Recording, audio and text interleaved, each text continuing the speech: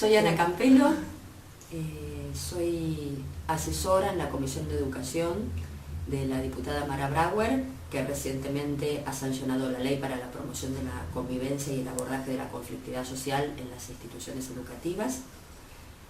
¿Cuándo tomaron conciencia o se dieron cuenta que tenían que formar una ley en contra de lo que se llama bullying ahora, pero ustedes lo toman como problemática escolar, ¿no? Sí, tal vez te hago una primera aclaración que después la abundo, digamos, en explicarla. En realidad no se trata de una ley de bullying, más allá de que en muchas coberturas mediáticas, y que además ese es el tema puesto en el tapete en el momento, ha salido y ha sido denominada así, pero en realidad el objeto de la ley es mucho más amplio, porque el bullying es solo una forma de violencia, no es la única, y nosotros no creemos apropiado generar una ley para cada una de las formas de la violencia en las escuelas. En ese sentido creemos que sería recortar un objeto en forma muy parcializada. Por lo tanto, el objeto de la ley en realidad ni siquiera son las distintas formas de violencia en las escuelas, que hay otras, ¿no? No todo es bullying. Hoy en día hay una confusión conceptual. Ante cualquier forma de maltrato, la comunidad educativa considera que es un caso de bullying, y el bullying, como te decía, es una forma muy específica, que es lo que nosotros, no sé ustedes, pero nosotros en nuestra experiencia llamábamos el tomar de punto, ¿no? Que es cuando el centro de las agresiones es justamente un mismo chico. Y eso en forma reiterada, y justamente por esa situación se produce un escenario de vulnerabilidad para este chico, y hay una relación de fuerzas, digamos, diferentes entre unos y otros. Ese es el bullying. Hay otras formas, cuando las burlas recaen un día en un chico y otro día en otro, eso no es bullying porque son rotativas, lo cual no quiere decir que no sea una forma de maltrato, lo es también, y también la escuela tiene que responsabilizarse. No por ser bullying no es grave. Sucede que hace 2 años, a partir de un caso mediático, hubo una puesta en los medios del tema del bullying bastante importante, y en todo caso eso hace que probablemente se aceleren los tiempos, pero en realidad con Mara Brauer venimos pensando hace mucho tiempo en el tema. Mara coordinó el Observatorio Argentino de Violencia en las Escuelas del Ministerio, yo trabajé con ella en su momento, en este momento estoy yo a cargo de la coordinación, y desde el año pasado nosotros, que es cuando Mara asume como diputada, en la Comisión de Asesores de Educación comenzamos a trabajar. Habían muchos proyectos algunos en relación a bullying, y nuestra idea, que fue hacer un proyecto, una ley, como se denomina, integral, es integral en el sentido no solo de que abarca todas las formas de violencia, sino de que va más allá. Nosotros creemos que nuestro objeto no tiene que ser la violencia es una de las formas de la interacción social.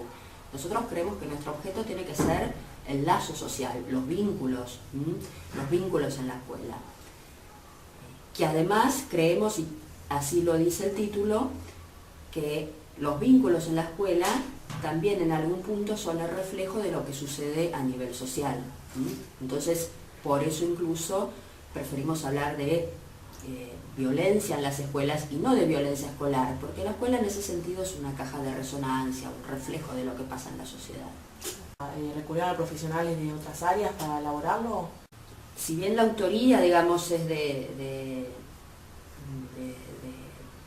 una diputada en particular, hubo un proceso, como te decía, que se inició el año pasado en la Comisión de Asesores de Diputados, que la verdad que fue de 1 año y medio, digamos, un proceso de mucho estudio. Se consultaron especialistas, se consultó a los ministerios, se consultó a especialistas de distintas disciplinas. Estuvo Gabriel Brenner, que actualmente es subsecretario de Equidad y Calidad de acá del ministerio, no lo era en ese momento. Estuvo Perla Selmanovich, que es una psicóloga dedicada a la educación, que trabaja mucho en estos temas. Estuvo Luis Caveda también. La verdad que hubo un proceso digamos, bastante amplio y fundamentado, y de mucho debate también con nuestros compañeros asesores, entre los diputados, incluso de las distintas bancadas de los distintos partidos políticos, que es lo que permite que la ley se apruebe por unanimidad. La verdad que es una ley que se aprobó por unanimidad. Luego del debate en la Cámara de Diputados pasó a la Cámara de Senadores y ahí también el Senado le introdujo algunas modificaciones que finalmente fueron aprobadas en diputados, creo que el 11 de septiembre pasado. Perfecto. En este proceso que mencionabas, ¿tuvieron relación con víctimas o padres, docentes de la violencia en las escuelas? Pero te quiero hacer una aclaración. Nosotros en realidad nos oponemos al uso de las categorías dicotómicas de víctimas y victimarios, porque creemos que son categorías que a partir de una situación, si se quiere, contingente que vive el sujeto, fijan o determinan una identidad. Y entonces, como nos oponemos a todo enfoque sobre el ser humano que sea esencialista, preferimos, digamos, el uso de otras categorías. A veces damos grandes vueltas para no utilizar esas categorías justamente. En algún momento yo he trabajado en asistencia a la víctima de derechos humanos y ahí tuve la oportunidad de tomar contacto con la victimología clásica, que es de donde provienen estas categorías. Y la verdad que la victimología clásica es aplicada al delito, al derecho penal. Entonces, en relación al derecho penal, creo que no cuestionamos el uso de las categorías, pero lo que sí cuestionamos es el uso de esas categorías cuando se refiere a problemas de convivencia en las escuelas, sobre todo cuando se refiere a chicos o adolescentes que están en pleno proceso de formación. Entonces nosotros preferimos hablar de chicos que sufren episodios de violencia o de chicos que están violentando, digamos, o están siendo agresivos con otros compañeros, que no es lo mismo que decir es un chico agresivo, o es un victimario o es una víctima. Nosotros permanentemente no tuvimos exactamente contacto sistemático con personas que hubieran sufrido directamente, digamos, situaciones de violencia en las escuelas, pero nosotros la tenemos permanentemente por nuestra historia, digamos, por mi situación actual en el Observatorio de Violencia, por el camino recorrido por Mara y por mí junto a ella. Así que, digamos, esa escucha, digamos, de quienes lo han sufrido directamente es permanente, digamos, así que te podría decir que es permanente. Y algo más también, nosotros creemos que todos los chicos que están inmersos en situaciones de violencia, sea del lugar que sea, creemos que la sufren, que la padecen. En realidad creemos que las relaciones, los vínculos violentos son perjudiciales para todos, digamos, los que están inmersos en ellos. Y hacia todos ellos creemos que cabe el rol del adulto en el cuidado, en la protección, en poder hacer que se corra de ese vínculo. Puntualmente con el texto que dice la ley, ¿no? La ley menciona que están prohibidas las sanciones que atenten contra el derecho a la educación. O sea, que no se puede expulsar a los alumnos, a eso se refiere, ¿no? ¿Qué tipo de sanciones se contemplan en estos casos de violencia en las escuelas? ¿A qué está apuntando la ley con estas sanciones? Mira, la ley, en realidad, algo que es importante aclarar, en algunos medios de comunicación también se comunicó como que crea un sistema de sanciones. La ley en realidad no crea las sanciones ya existen, en todo caso la ley lo que hace es regularlas, y establece que las sanciones tienen que ser educativas, porque la verdad para nosotros el límite es una forma de cuidado, pero es una forma de cuidado siempre y cuando se ha puesto desde los valores democráticos, desde la autoridad justamente, pero democrática, no la autoridad caprichosa, ¿no?, y arbitraria. Para nosotros que las sanciones ya existen, que en realidad lo que hace la ley es regularlas, y en esa regulación lo que expresa es que tienen que ser pedagógicas, que tienen que ser una forma de cuidado, y no una arbitrariedad impuesta, y que además, para que sean pedagógicas, de ningún modo pueden vulnerar el derecho de los chicos, ¿no?, de niños, adolescentes y jóvenes. Cuando la ley dice de niño es hasta la adolescencia, hasta los 18 años. Por ejemplo, nos oponemos a cualquier sanción que atente contra el derecho a la escolaridad, y bien vos lo decías, en ese caso las expulsiones. o que atenten contra otros derechos, por ejemplo el derecho que tiene el chico a ser escuchado en todo aquello que le concierne. El chico tiene derecho a expresar su punto de vista, que esto no quiere decir que se lo comprenda y que no pase nada, digamos, y que la transgresión de algún modo no sea sancionada, pero sí tiene derecho a ser tenido en cuenta y expresar su punto de vista. También tiene derecho a no ser humillado. Sabemos que hay sanciones que humillan y eso no corresponde. Entonces, en relación, la ley no dice exactamente cuáles son las sanciones. Esto es competencia ya del Ministerio, del Consejo Federal de Educación, que es la reunión de todos los ministros y de cada ministro en su provincia. La ley lo que dice es que las provincias tienen que revisar su normativa en función de estos parámetros.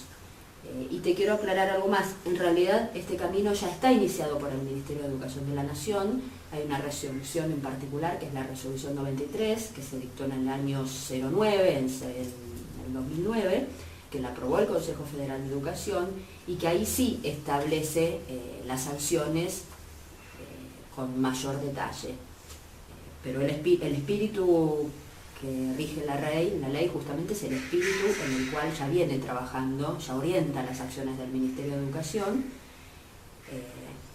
y simplemente la ley en algún punto genera algunas novedades, pero básicamente intenta darle fuerza de ley a un camino ya recorrido por el Ministerio.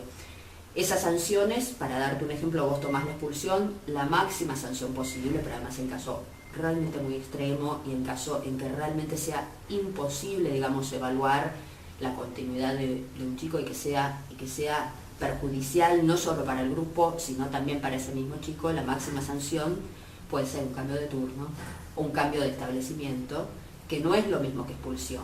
Primero porque sí o sí se tiene que garantizar una vacante, digamos, en igualdad de condiciones en otra escuela. Y segundo, porque tiene que ser realmente, si se llegara a ese extremo, que te vuelvo a decir es un extremo, tiene que ser una medida con mucho seguimiento. No es cuestión de me saco el chico de encima y lo mando a otra escuela, porque eso además no soluciona el problema. No soluciona el problema del chico ni el problema de la escuela. Entonces yo diría que no es una expulsión, sino que es una medida justamente de inclusión. Es de pensar cuál es el mejor contexto para que un chico pueda ser incluido en un grupo y en una escuela y donde realmente pueda allí desarrollar de mejor forma su escolaridad. Algunos medios también la han denominado de expulsión, no en absoluto, digamos, la expulsión atenta contra los derechos, más bien la ley entera, el espíritu de la ley entera es la inclusión. Lo que pasa es que la inclusión tiene como condición de partida que el chico tenga una vacante, que esté en la escuela, pero ese es el inicio de un camino, la inclusión es mucho más. Mencionabas ahí que la ley seguía un proceso que había empezado el Ministerio, y la ley también menciona guías orientadoras, ¿no?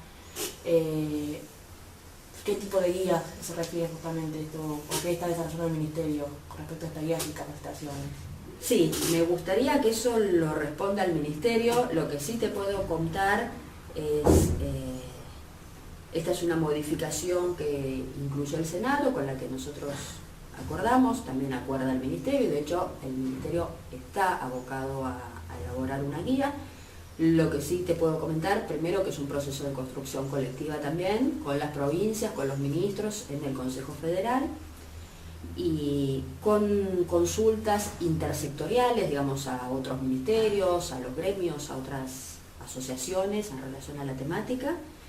Y básicamente, digamos, como toda guía, el desafío, no para plantearlo como problema, es cómo orientar las prácticas, pero sin ser demasiado encorsetado, ¿me entendés? Cómo orientar las prácticas, pero reconociendo que la resolución de cada problema es singular, porque responde el problema es una construcción singular, pasa en un contexto determinado, no pasa en el aire, y es medio imposible pensar la solución sin tener en cuenta esas características del contexto. ¿Ustedes consideran que no puede haber una guía nacional porque cada provincia tiene su realidad? Algo así vendría a ser.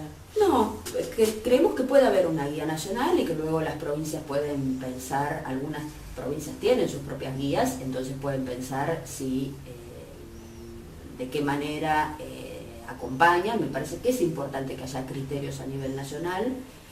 El asunto que, digo, no es la idea que no lo pueda haber, el asunto es que sean justamente esos criterios y no prescripciones muy rígidas, que dejen margen para que los que están en el campo, los que están en la situación concreta, no solo los equipos de las provincias, también cada uno de los docentes. En una misma provincia, una escuela no es igual a la otra, o una situación no es igual a la otra, para que los que realmente están en el día a día escolar tengan un margen de actuación según sus criterios, ¿no? Y su saber profesional. Perfecto. También la ley menciona órganos de instancia de participación. ¿Estos órganos deben funcionar en todas las escuelas o son algo más a nivel más macro? No, en principio pensamos que funcionen en las escuelas. Lo que dice la ley es que las provincias justamente elaboren sus normativas teniendo en cuenta el derecho a participar de los niños, de los jóvenes, de los docentes también, de las familias, en todo lo que atañe a la vida escolar. Y que entonces, en función de este derecho, funcionen en las escuelas, promuevan la conformación de órganos de participación democrática. Y acá también, vuelvo a aclarar, este también es un camino que está iniciado por el Ministerio y que está plasmado para el nivel secundario en la Resolución 93. Nosotros, de todos modos, queremos extenderlo a todos los niveles. Por supuesto que no es lo mismo la participación de los chicos en la primaria a la participación en la secundaria, eso puede ir cambiando cuál es el órgano de participación, ¿no? En las escuelas secundarias funcionan los consejos de convivencia, en las primarias también tal vez tenemos que pensar más en asambleas de curso, digamos, algunas instancias más apropiadas a la edad y madurez de los chicos, pero creemos que hay que extenderlo a todos los niveles. ¿Considera que va a haber cambios significativos a partir de la implementación de esta ley? A ver, te voy a hacer, primero esto inicia un proceso donde el paso próximo es la reglamentación de la ley, y la reglamentación de la ley le compete al Ministerio.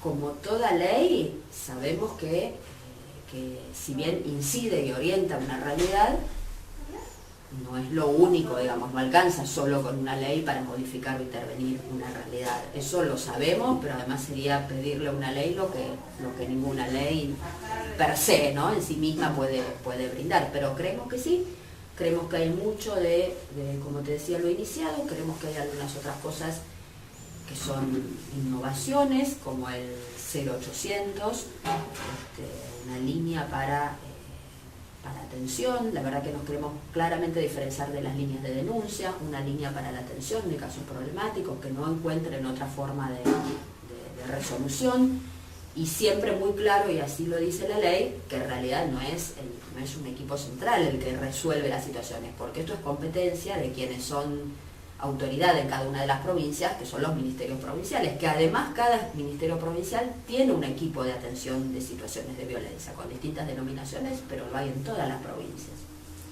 Bueno, aparte de los puntos que mencionamos de las sanciones y las instancias de participación, ¿hay algún punto fuerte que quieras mencionar de la ley que no hayamos mencionado? La ley también, en un capítulo que refiere al fortalecimiento de las prácticas institucionales, justamente asigna al Ministerio de Educación la responsabilidad de generar estrategias de apoyo, herramientas, de fortalecer no solo a los docentes, sino también a los directivos, los supervisores, los equipos especializados de los cuales te hablaba. Y en esta asignación de responsabilidad, lo que de algún modo hace es hacerse eco de un reclamo histórico de los docentes, que justamente no quedar solo frente a situaciones de tanta complejidad y que justamente por su complejidad requieren que sea un problema conjunto de la sociedad, no de la escuela y del docente en particular. Sabemos que la escuela sola no puede, el docente solo no puede, y la idea es armar de algún modo instancias más colectivas, más articuladas a nivel de la sociedad. Incluso en algún punto refiere a la articulación con otros organismos, digamos, responsables de los derechos de los niños y niñas. Eso es uno de los puntos. Algunas de estas estrategias son, como te comentaba, el 0800 o la guía orientadora de la que hablábamos hace un rato. Y para finalizar, el último capítulo de la ley determina para el Ministerio la responsabilidad de relevar información estadística confiable, sólida. Y esto para nosotros es muy importante porque la verdad que es muy difícil pensar políticas públicas sin esta información. Y la verdad que hasta el momento de creación del observatorio, allá en el 2004, la Argentina no contaba con información oficial acerca de la problemática de la violencia en las escuelas, o te vuelvo a decir, para ser más amplia, acerca de los vínculos en las escuelas, no solo la violencia, ¿no? Cómo funcionan estos espacios de participación, cómo son los vínculos hoy, cómo se construye autoridad hoy cuando sabemos que la autoridad tradicional en algún punto está en declinación, pero eso no quiere decir que no haya autoridad, cómo participan los chicos en las escuelas, cuáles son las características y qué agrega, qué impacto tiene en las relaciones en los entornos virtuales. La verdad que son muchas temáticas que son todas de interés, digamos, del observatorio, y que la ley en algún punto, en su último capítulo, asigna esta responsabilidad al Ministerio de relevar. Te decía que no había, hasta el momento de creación del observatorio, estadísticas oficiales sobre la temática. Podíamos suponer, a través de que el tema ganaba mayor cobertura mediática en los medios, podemos suponerlo también a través de la experiencia empírica, de que hay un aumento efectivo de la violencia en las escuelas. Esto es la sensación, digamos, lo que sucede, lo que dicen, cuentan muchos docentes, lo cuentan también en las capacitaciones, pero la verdad es que nos faltaba información confiable, sólida, y no es serio, digamos, planificar políticas públicas sin la base de esta información.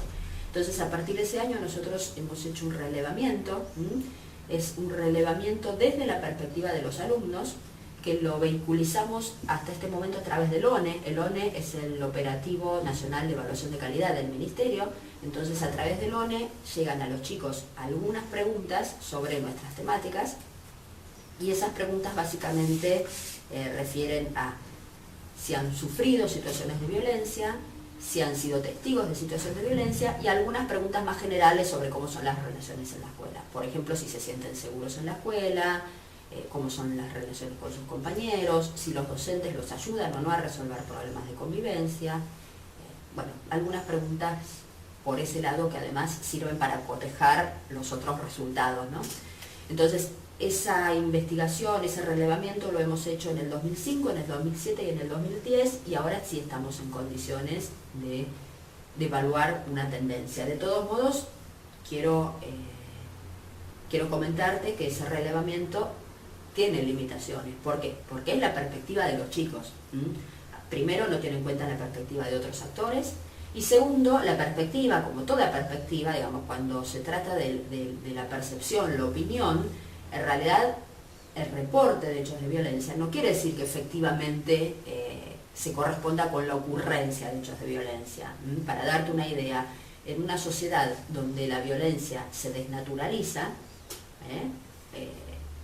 puede haber justamente un aumento de los reportes de violencia, que no quiere decir que ahora la hay más que antes, ¿entiendes? Sino quiere decir que esa problemática se visualiza como violenta y antes no se visualizaba como violenta, y por lo tanto se reporta como violenta y antes no se lo hacía. Bueno, la discriminación, que es una forma de violencia que hoy en día la sociedad en algún punto entera repudia, varios años atrás probablemente ocurría del mismo modo, solo que estaba naturalizada. El término violencia y qué es violento es muy subjetivo, o sea, eso se define históricamente, se define para cada sujeto, entonces se define en sectores sociales, entonces no necesariamente, digamos, vuelvo a comentarte lo que te está diciendo, que es la limitación del relevamiento, no necesariamente es la ocurrencia de hechos de violencia, es el punto de vista de los chicos.